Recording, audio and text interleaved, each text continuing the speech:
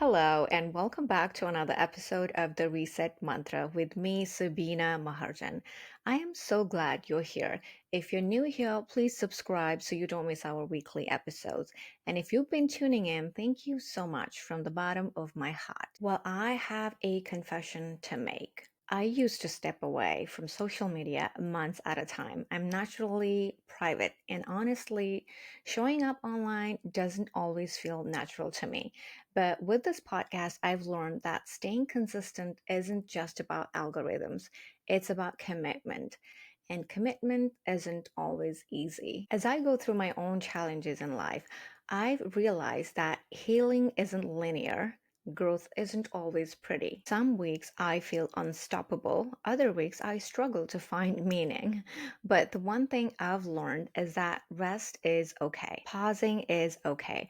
What matters is that we just don't quit. So, what really kept me grounded, even on the hardest days, I didn't give up on my regular routine like breath work, my meditation, or my daily steps. And that's something I'm really proud of. Small wins matter. So if you're in a season where you feel stuck, remember, you don't have to do it all. Just do what keeps you grounded. I keep coming back to this quote from Dr. Joe Dispenza, which always hits me hard. He said, by the time we're in our 30s, 95% of who we are is just a series of subconscious programs. That means real change isn't just about willpower, it's about rewiring the mind over and over again. So if you're struggling to break old patterns, just know that it's not instant, it's a process, and you're not alone in it. So, coming back to this week's episode on the Reset Mantra, this week I'm back with a special episode pulling together some of the best conversations on relationships. Relationships touch every part of our lives, from the way we love others to how we love ourselves. But let's be real, they can also trigger us, frustrate us, and expose wounds we didn't even know we had. This week, I am bringing you three of the best conversations from past episodes that explore relationships from every angle: your relationship with yourself, the impact of your past, and how healing and emotional regulation can transform how you connect with others. So, if you've ever felt stuck in unhealthy patterns, struggled with communication, or wanted to attract better relationships, then this episode is for you. Because the truth is, the power to change your relationships always starts with you. So let's dive in. Our relationships are one of the biggest areas of our lives, and they are super important. They have the ability to make your life amazing, but they also have the ability to make your life kind of miserable. And I think my journey started on that opposite end of being miserable. I felt super anxious. I was feeling really lonely. I was feeling very disconnected despite having a lot of people in my life. And I really couldn't understand why I felt the way that I did. So when I was growing up, I was just felt really confused about how come I have, like a family that loves me, I have friends all around me, I have men who tell me I'm beautiful and all of these things, but I still just feel depressed and anxious. And because I was so disconnected from other people, and I felt so disconnected from the reason of why I felt so disconnected from other people, I ended up developing a lot of, unhealthy coping mechanisms to deal with this feeling. So I ended up like binge eating. I was a massive people pleaser. And I think eventually it just got so bad to the point where I was just like binge eating on chocolate every night. And I was like, I need to figure out what is wrong. And I honestly just thought that something was wrong with me. Like I thought, oh, I have mental health problems, and that's why I don't feel okay. And that's why I have, this binge eating problem. But when I started doing some work on myself and going to therapy, what I started realizing is that the binge eating was a symptom of something that was happening in my life. And it was that my relationships made me feel so unfulfilled, and that's why I was depressed. So it wasn't that I was too depressed to enjoy my relationships. It was that my relationships made me depressed.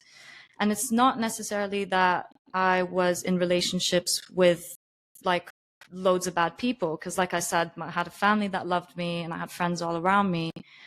But it was more that the relationship that I had with myself stopped me from being able to, first of all, be present and enjoy the relationships that I had in my life, because I had so much of my own like trauma and insecurities and stuff, which I projected into my relationships.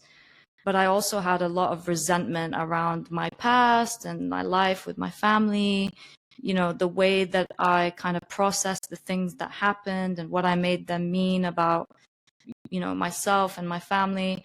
And so I wasn't able to really even receive the love that I had from my very loving and supportive family. So when I started realizing this, and then also looking at the way that, you know, these issues that I was holding on to in myself were also making me end up in relationships with people that were not right for me. Some of them were toxic in the way that, you know, people didn't treat me very well, but some of them were also toxic in the way that they were quite one-sided, or that I felt like I required to sacrifice myself to keep that relationship going. So having all these realizations and going on this journey of going to therapy, I did a couple of plant medicine journeys as well. I worked with a lot of coaches, and then I just started seeing how peeling back the layers of the things that were happening within myself then started changing the quality of the relationships that I had in my life. So the people in my life were changing, and the way that I felt towards people that were in my life already was also changing, because I was changing and I was removing some of that stuff that I was projecting. And, you know, when I learned about how this relationship that I had with myself, with my past, was so powerful in changing my environment, that was kind of the catalyst to getting me into doing this work.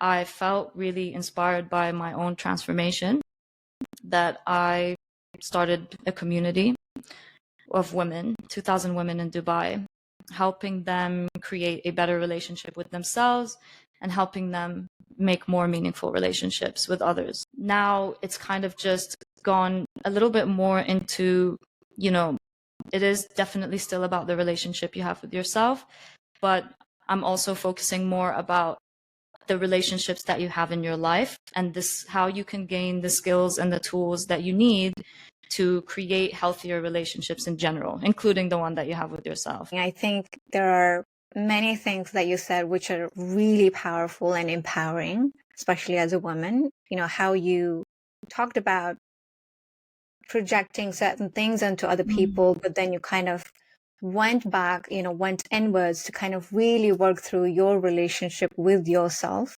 And then you mentioned how when you changed your relationship with yourself and did the inner work, you know, through therapy and other concepts, it kind of shifted and changed the relationship externally. I really think that's so powerful.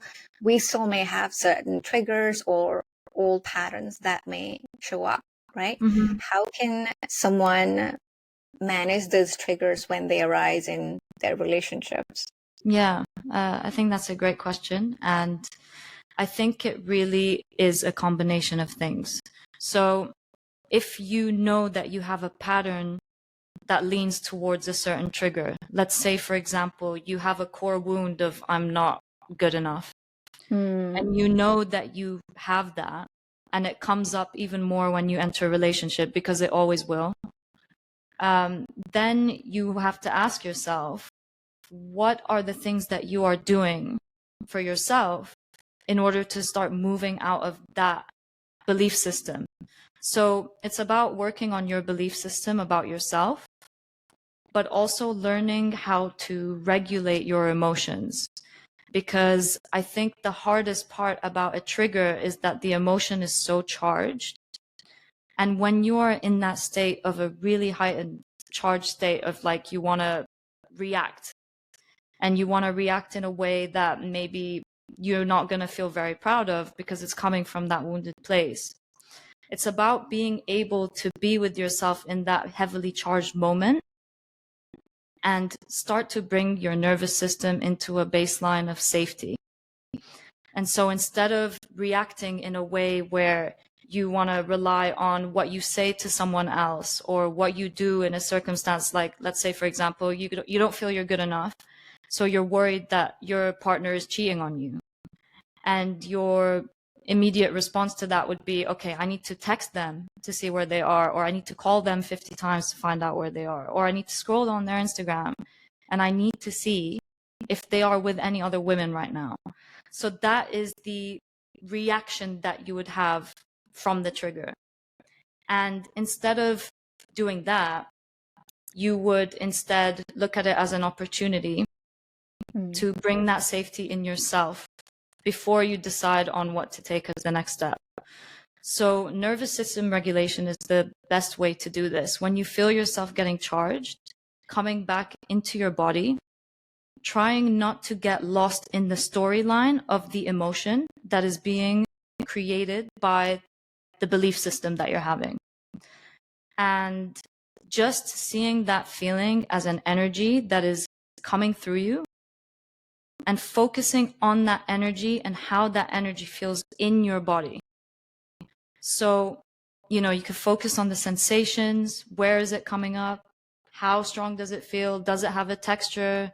Is it sharp? Is it painful in your chest, in your head?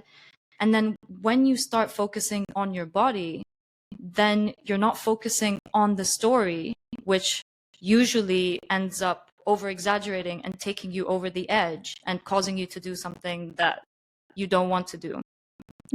So once you see that emotion as an energy, you can start bringing your breath into your body to calm down that energy that you're feeling, to shift that energy from your body.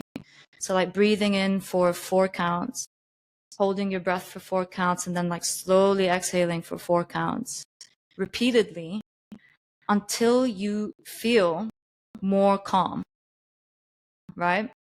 So once you get rid of that charge, then you're able to think about things a bit more logically in your head. And you can become aware of the thought process that led you to get that triggered. And then you can say, okay, what feeling is behind this thinking process that I'm having that is causing me to spiral out of control? I feel anxious. Okay, what am I anxious about? I'm anxious that this person's going to cheat on me. What does it mean if they're going to cheat on me? It means that I'm not good enough. Okay, so like, what is it that is making you feel unworthy? And what can you do for yourself to start building that self-worth for yourself so that you're not projecting that onto situations in your relationship? And to be honest, nobody teaches us how to build self-worth. So I understand that it's not just something like that you might be able to think about. But some of the things that you can do if you're in that specific scenario is be like, okay, what are some of the things that I am doing in my life that make me feel proud of the person that I am? And if you're not doing anything in your life that makes you feel proud of who you are, then that's where the work begins. And it doesn't have to be anything crazy like, starting a new business or like jumping off an airplane or doing something grand. It can be something as simple as showing up as a very kind human being, giving back to people in your life, like something really simple. And I'm pretty sure that any person who resonates with this kind of feeling can at least recognize that they have good qualities. And it's about really developing that practice of seeing your own value and the good things that you bring into the world. And then it's like, what are the ways that you are showing yourself respect? And what are the ways that you're showing up for yourself?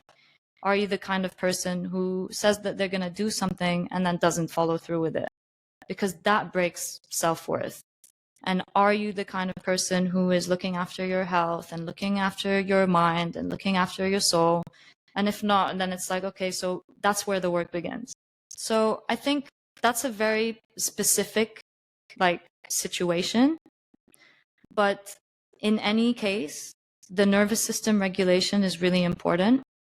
And I think also thinking about the best case scenario, because no matter what you're getting triggered about, you are thinking about the worst case scenario, right? And that's why you're so emotionally charged, because you think that there's something extremely terrible that is happening in your relationship, or your partner's out to get you, or they're going to leave you, or something is just going to fall apart.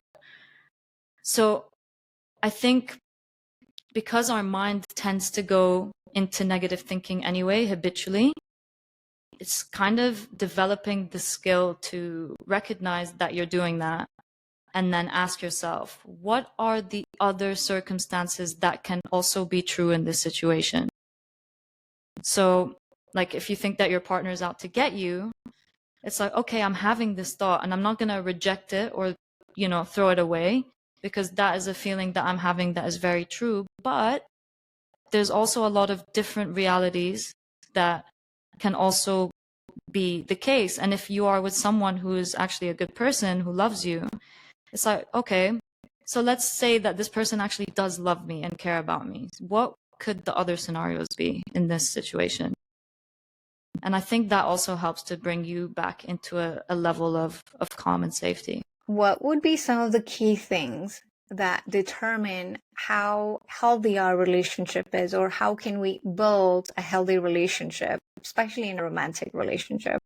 Mm. Yeah, so I think the first thing is obviously taking responsibility for the things that you're holding within yourself. And I think it works both ways, right? Not just for you, but to also be with someone who is also taking responsibility for their own shit and working on themselves. Because if you're both making the effort to work on, your past traumas and the ways that maybe you show up in sabotaging ways that hurt the relationship, then things can only improve in that dynamic. Whereas some people, they, first of all, might not even have any awareness. And so they will project that stuff in quite a toxic way into the relationship. Or they just might not be ready to change, but that impacts as well. The second thing that I would say that is absolutely necessary is having somebody that you can communicate with very openly, honestly, and respectfully. And this is something that I've especially seen in my current relationship. Like, because we are both working on ourselves individually, even before we entered the relationship, and we are both having built the skill to communicate with each other, when issues come up in our relationship, it actually becomes a stepping stone towards making our relationship stronger. Because the way that we approach things is that we are on the same team and we want the best for each other. No matter how, upset or triggered that we might be by something that's happened and the way that we've perceived it, we always come together and want to do what's best for the relationship. And the way that we communicate that has been kind of the biggest game changer in making our relationship even more solid and healthy. So developing this skill to communicate and to have open and honest communication about the way that you're feeling is super important. And I mean, what that looks like is to be able to hold space for someone when they're speaking and validate their emotions. So if I tell my partner that something that he's done or he's said has upset me, he's not going to turn around and tell me, oh, I didn't mean it. Like, you're taking it the wrong way. Why are you being sensitive about it? He'll say, oh, okay, I can see that this upset you. I can understand how this upset you. And he will also, be solution orientated. He's not concerned about protecting his ego. He's more concerned about, okay, something's happened. She's upset. I care about her. What are we going to do to move forward? And I think that this is where a lot of people tend to go wrong. Because they get offended when somebody brings up something that's happened. And they think that what it means when somebody brings something up is that they've done something wrong and that they're a bad person. when in actuality, when somebody's coming to you with an issue and they're presenting it to you, they are doing that because they want you to see it and they want you to do something to make that better so that the relationship can repair. Now, like the other side to this coin is that some people don't know how to communicate their feelings in a way that is respectful. And so, if you throw fire at someone, they will, like get defensive. Whereas if you go to someone with open arms, they'll probably feel more relaxed and more open, to open their arms to you as well. So really being able to take responsibility for your feelings when you're talking to someone, and being able to speak from your own perspective instead of pointing blame at somebody for doing something and accusing them of doing certain things. Like the three key things that I would say is like the relationship that you have to yourself and your past and your emotions, and having the skill to communicate openly and honestly about things. I'd say they're the biggest things. First of all, we are two very different people, right? And in a partnership, two very different people coming together. And triggers are going to happen. They're going to happen because you both have such a unique upbringing. Even though you might be from the same culture, you still have your own needs. You still have your own, different family dynamics and your perception, your values. So I would say, yeah, absolutely. Everyone has their own triggers, and it is a mirror in front of your face because you live your life thinking that you are right until you meet that person and they're like, hey, you're not always right. And then it's like, oh, shoot. I've been living this life. I've been living in this world, being single or, whatever previous relationship you might have. There's so many different things that we learn throughout the years of our life that we eventually get very set in our ways. And I think that person, if you want to call that person your soulmate or your the better half, I mean, everyone has their own unique definitions. That person comes into your life and teaches you.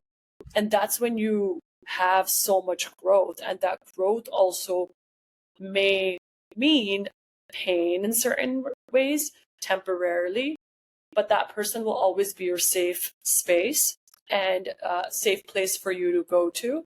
And I think that I'm not talking about toxic situations. Obviously, you learn through those too, but you drift away. I'm talking about people who are meant to be together. That person will really come into your life showing you your true colors, and they'll make you a better person, and you'll want to improve yourself as well. No, that makes sense. Absolutely. And it gets kind of tricky where, we, in this podcast, I talk a lot about self-discovery, and some of my guests, we've talked about how we need this period of isolation, detached from the external world, kind of understand who we are, go on that self-discovery journey to see what we like, what we're meant to do in this lifetime versus just going by day, like drifting through 9 to 5, and then weekends come in and things like that. And we also talk about relationships now where we're talking about that our relationships are also the mirror, which also becomes a self-discovery journey. You're learning more about you through that relationship, right? It can get tricky in that way. I would say each relationship does teach us on a deep level where it makes us better for the next partnership that we have.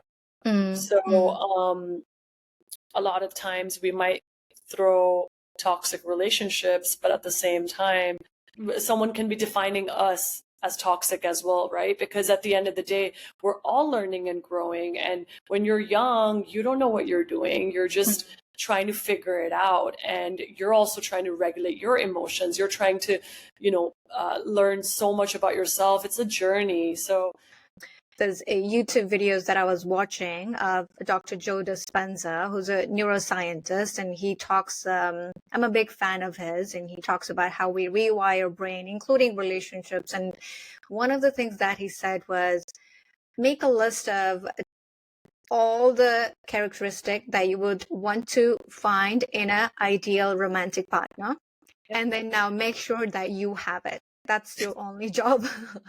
Make sure you put that ego aside, because a lot of times people might be like, I have this, I have that, but hey, do you really though? Yeah. And I Yeah. did make the list, and I said, okay, I have a lot to work on, so let's just do that for Oh. now. But Yeah, yeah, no, and I think it's also giving yourself grace, because, sometimes we're hard on ourselves and we don't acknowledge all the aspects of our life where we've really made a lot of improvement. And I think also remembering those things, right? Like, yes, we always have some certain things to improve on, but at the same time, also focusing on the qualities that the other person will appreciate about you and what you have to offer, right? in today's modern day society, how does the feminine and masculine dynamic impact the relationships, especially the romantic relationships that we have in our life? That's another great question. So, I talk with a lot of women, and one of the main reasons that women come to me is because they're having relationship issues. Even though we might branch off into career and health and wellness and then end up going into generational cycles and where these things came from, usually the primary issue that they come to me with is some kind of relationship issue. Because everybody wants love. We all have a need for love and for connection. And so when they come to me, it's either that they are dealing with a breakup, or they're having an issue with their partner, or they're hung up on their ex, or some version of that. And when we look at those issues, it really boils down to feminine and masculine energy, and the feminine's needs and the masculine's needs, as well as how we learned how to be, right?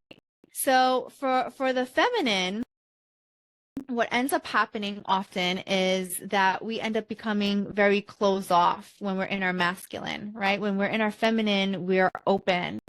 And a feminine energy definitely has a need to be seen and to be understood. Whereas masculine energy has a strong desire to be admired and to be respected. And so when a woman starts closing off to a man, then he can no longer feel that, right? And when a woman feels like she's not being seen or understood by the man, then that's when the closing off happens, right? So it ends up being this cycle. And when a woman also starts closing off, she can sometimes start to judge or to coach sometimes, right? And a man can often perceive that as like he's no longer her hero, right? And men have a strong desire to be that hero. They really do want to make us happy, right? And so when they're starting to feel like they're being judged or controlled, or they're being closed off to, then there's this pattern where they start distancing themselves and pulling away.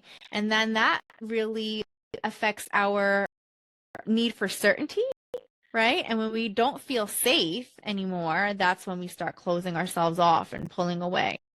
And so that's why this masculine and feminine energy really is important when you're in a relationship, so that you can recognize, like, am I being open? Am I closing off, right? Am I making my partner feel desired and respected and admired, right? When I'm talking about my needs, am I talking about it in a way where I'm empowering him so that he can show up as my hero, right?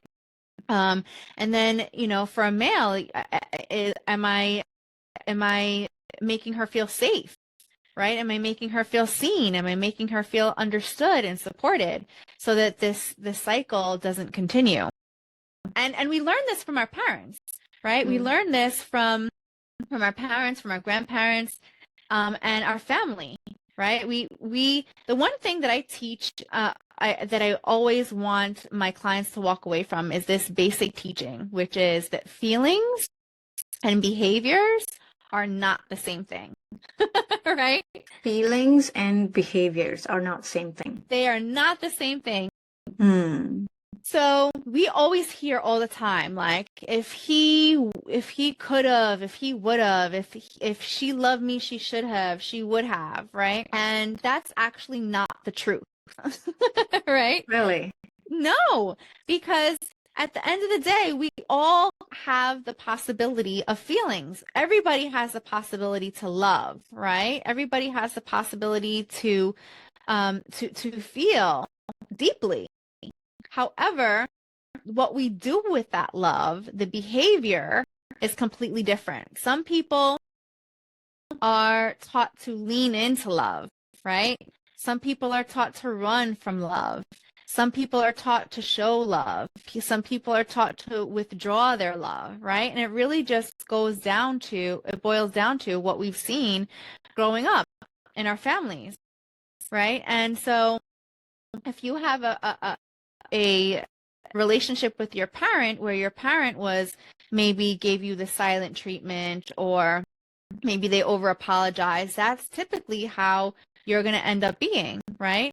Or sometimes you end up being the complete opposite of that and overcompensating for what it is that happened in your childhood, because our parents are our first love relationships. When we're younger, we're absorbing everything like a sponge. And so the way that our parents love us is the way that we end up loving. And the way that our parents talk to us becomes our inner conscious. It becomes our inner voice, the way that we talk to ourselves, right? And so then we move into relationships and we're talking to ourselves in relation to our partner. And that's where the he should have, she could have, all these judgmental thoughts start to come up, because they've been ingrained in us for so long. And so the first thing to do there is just to have awareness that that's happening, and then say, are the things that I'm doing, these behaviors that I'm doing, are they in alignment with what my feelings are and with what I want to create as an outcome in my relationship? So it sounds like, how we show up in relationship is not just about the partner that we're with. It could have been our conditioning from our childhood, what we learned from our parents, how our relationship with them was, how our parents' relationship with each other was. There's a lot that we take up on us, within us. And when we get into this romantic, any kind of relationship with a partner, our partner could merely just be a mirror who is showing Yes. us who we are, and maybe they are triggering us, and at that time it's not them triggering, it's probably parts within us that we need to heal from our childhood, Yes. from our relationship with parents. A lot of time, when in relationship, it's easy to see the other person as a reason of, me not being happy, or I don't feel a certain way. But it seems like that self-awareness is a key part in creating that harmonized relationship. A lot of things what I tell women is when they come to me and they talk about all these painful relationships that they've been in, it's not that that's your fault, right? It's not your fault. And however, the common denominator is always you, right?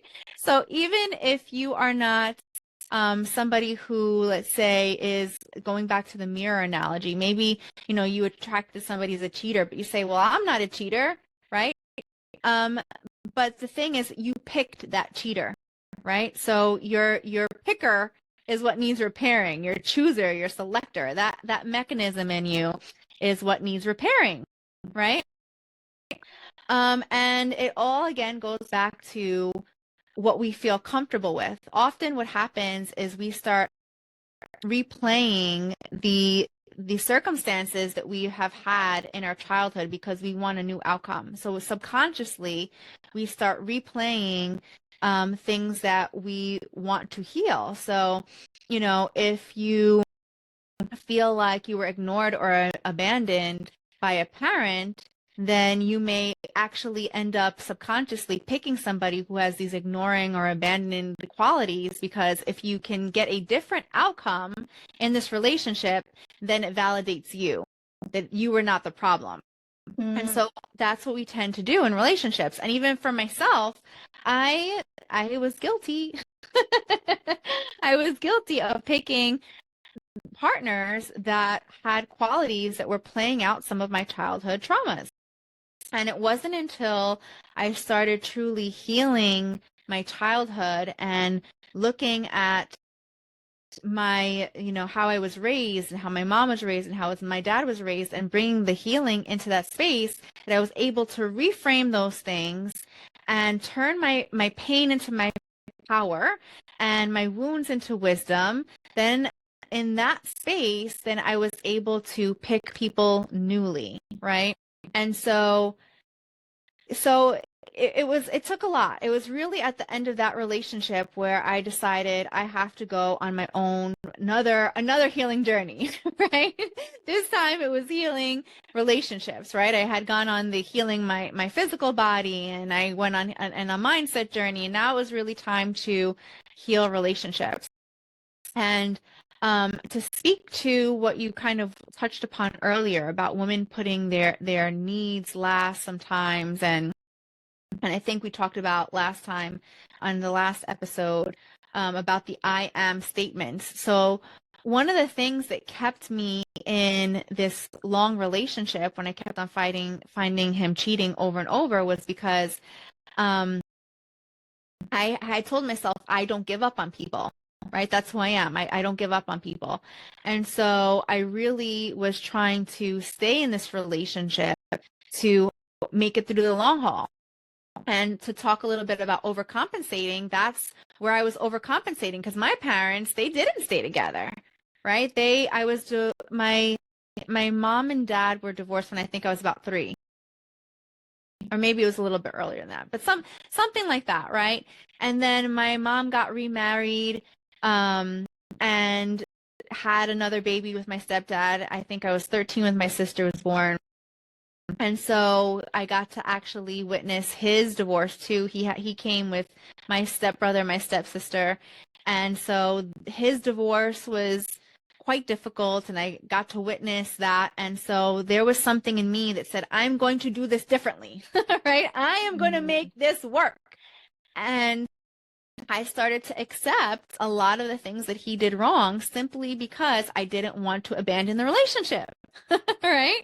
I was dealing with my own issues of abandonment from my parents getting divorced, and I had witnessed what I witnessed. And so I made a decision, and that decision wasn't truly serving me, because I wasn't taking all things into consideration, right? Because there's no universal rule for relationships, right? There's concepts, but you really have to apply them differently based on the people in the relationship and what they have experienced, right? So even with the masculine energy and the feminine energy and everything that we've been talking about, you really have to look at each specific case to see what's actually happening, right? And how do we apply these things in such a way where both parties, the male and the female, where it's serving them, and the relationship is healthy and it's serving you for your greatest good. Thank you so much for listening to another episode of the Reset Mantra. I really appreciate it. Do share this episode with anyone who could benefit from it, friends, family, or someone who needs to hear this message. If you enjoyed today's episode, please leave me a review. I absolutely love reading them, and it helps other people join our little community, which is always a good thing. Thank you so much for tuning in to the Reset Mantra, and I will catch you next time.